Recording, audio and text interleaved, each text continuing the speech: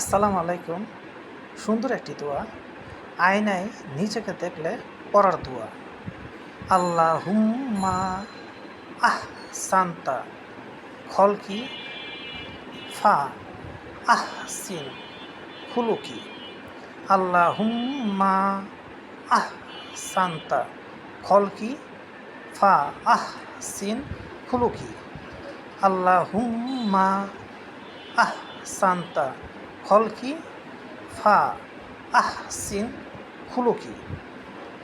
খ সোয়াদ তোয়া তোয়া জোয়া গইন কফ র, এই 8টা হরফের উপর জবর থাকলে জবরের উচ্চারণটা হয় না। তাই আল্লাহুম্মা আহসানতা খলকি, খালকি না, আল্লাহুম্মা আহসানতা খালকি হবে না, খলকি ফাহসিন ফা আহসিন খুলুকি।